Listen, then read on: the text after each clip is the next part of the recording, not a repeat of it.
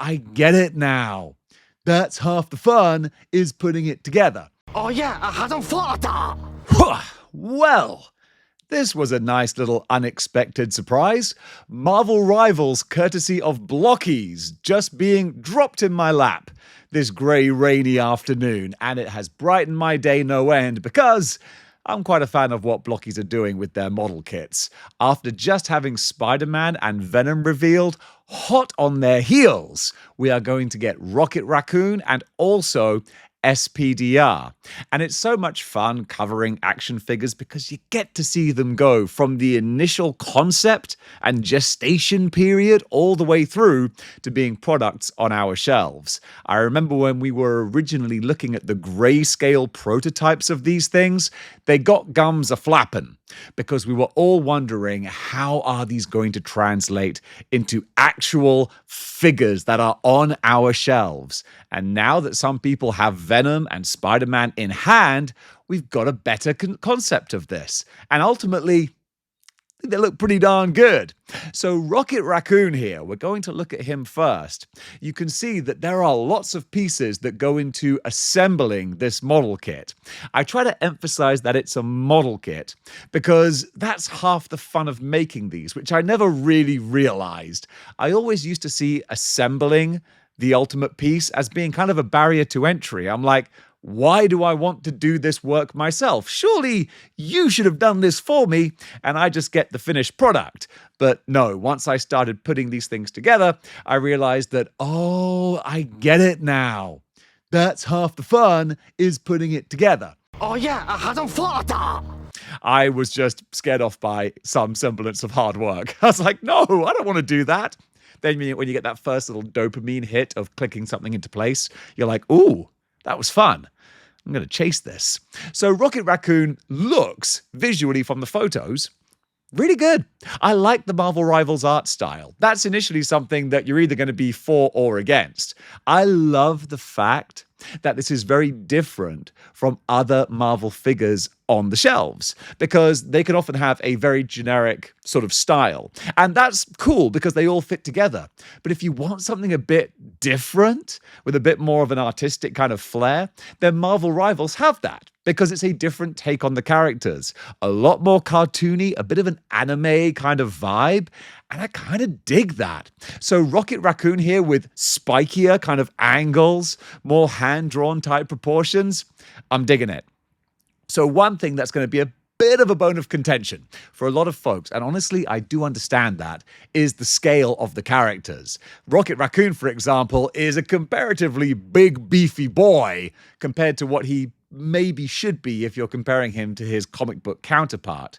One little part that I will say in defense of that is that the character is bigger in Marvel Rivals. Not hugely, but I think in order for the sprite to take up enough space on the battlefield, they had to jack him up a little bit.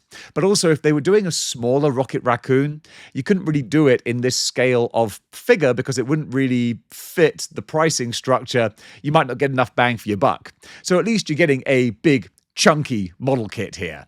And what it actually looks like when it's finally assembled, I like what I'm looking at here. There's a little give and take when it comes to the paint.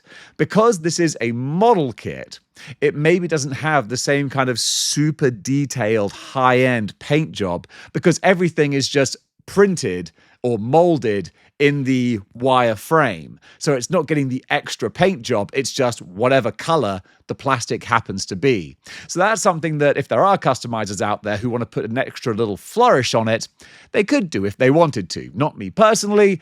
I would only ruin it if I tried to do that. But that's also where you get a price reduction as well. That's something I kind of like about Blockies. They're not going to break the bank being super high-end, expensive figures. The model kits, they can do cheaper because, you know, you're doing some of the assembly and work yourself. So that kind of gets offset with the price. I appreciate that in this very expensive world in which we live. Plus, also, I never realized how much fun it was to actually put these things together. So Rocket with the gleaming big smile and the bright red eyes and the bandit mask, it really brings the character to life. I kind of like that. With the huge big gun as well, plus the extra fists and the gigantic, ridiculous raccoon tail, which honestly takes up about 70% of the character. He feels like a fun piece to have. I think he's gonna really kind of pop on the shelf with the metallic blue. That's kind of nice. Even though there's no extra paint, what it's molded in seems really good. Along with the spikes, the grenades on his belt, the big rocket pack that he has as well, which obviously gives him more maneuverability in the game. It looks like a really fun collection of elements that are going to give you possibly the best Rocket Raccoon that we've had on the shelves. I mean, there's not exactly the stiffest of competition. A lot of MCU pieces, but very little as far as comic book versions of Rocket is concerned. So for now, this might be the best example of the character that we have. So genuinely, I kind of like what I'm looking at. And that brings me on to SPDR, which honestly is the one that I think is the most exciting to look at because it's a big badass spider mech. So obviously, I'm going to kind of dig this. I'll tell you what, way back in, I think it was 2007, when Marvel introduced the Iron Spider Waldo extra legs, boy, that started a trend. And honestly, I'm happy for it because they always look wicked. Superior Spider-Man, and we've got, of course, SPDR here. When you throw in some extra spider-type legs, it kind of brings the character to life and enhances the spider aspect of it. So SPDR here, rocking the Waldos on the back along with all the other armor flourishes that it has. Yeah, this one I really, really do like the look of. Plus, being a mech kind of lends itself to the model kit aesthetic. Assembling this one, I think, would be a whole lot of fun.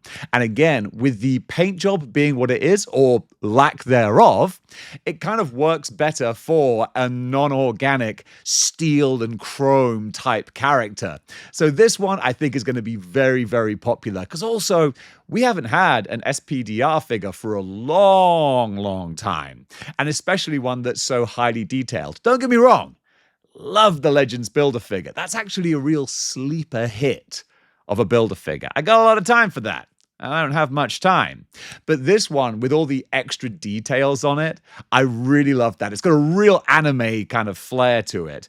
Very Evangelion, but then with the more sort of fun, lighthearted, cartoony kind of tone. So with all the extra weapons and additions and accessories it's got, this is going to be a really fun piece to have either in a Marvel Rivals display, or you could definitely incorporate it into a wider Spider-Verse display, which honestly, if you're mixing up different lines, that could be really fun.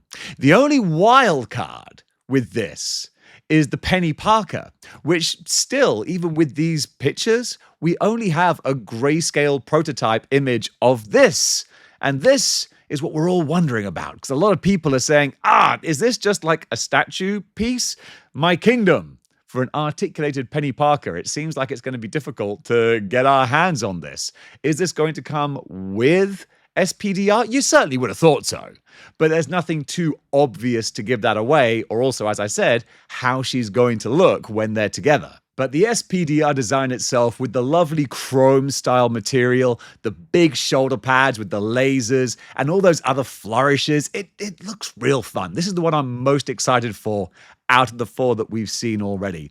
And that does it for this little wrap-up of the newly revealed Blocky's Marvel Rivals figures. But folks, what do you think about these figures? Comment below and let me know. Does it being a model kit put you off entirely? Because being an OG action figure person, I totally understand that. But also, I've kind of been won over to the side of model kits. Also, with the paint jobs, that's something where I feel like, you're going to get what you pay for. It is a lovely, cheaper price point, but also, are you going to put those extra little touches on yourself? Or are you going to be happy with what you've got? And finally, the biggest bone of contention is definitely going to be the scale of the characters, with Rocket Raccoon kind of standing not that far off in distance to SPDR itself.